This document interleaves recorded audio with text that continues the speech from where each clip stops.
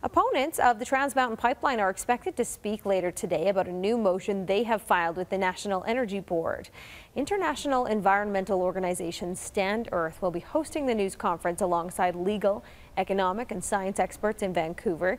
The group says they'll be discussing a motion filed with the NEB on the Trans Mountain Pipeline reconsideration process.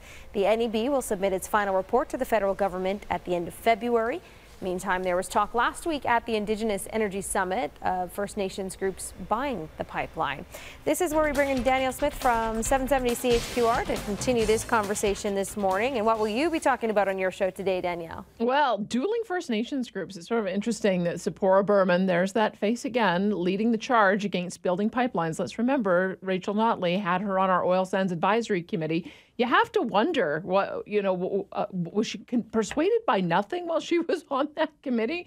As she continues going on trying to kill Trans Mountain. Meanwhile, there's a really exciting group that is trying to buy it. At the Indian Resource Council meeting last week, they had a wonderful panel. I was there for all of it, where they had various investment advisors come forward and talk about how these deals have been structured with other First Nations bands on other projects. And so I'm going to have one of them on today.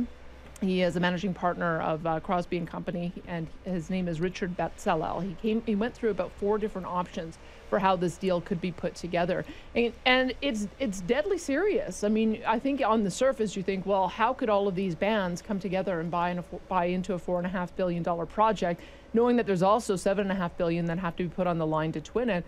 Well, they're talking to all the right people. They're talking to people who have put together multi-billion-dollar deals in the past, and whether they own 100%, or 51%, or just a partial interest. I think the way we need to look at this is it's not as if they'll be owning the pipeline, operating it themselves. It's kind of more like the teacher pension fund model, where you've got a large collective group of people who buy in a shareholder interest into a major project to make sure that it gets financed and they get the benefits of dividends from that. So we're going to walk through that because I think there's a lot of misconceptions about this deal. I think there's a lot of people who think the federal government is just going to hand it over to First Nations, and taxpayers are going to be out their investment. That's not what's being contemplated at all. So we're going to find out what is being contemplated. There is a lot to walk through for sure. More on Danielle's show today starting at 9:30 on 770 CHQR. Thanks, Danielle. Thank you.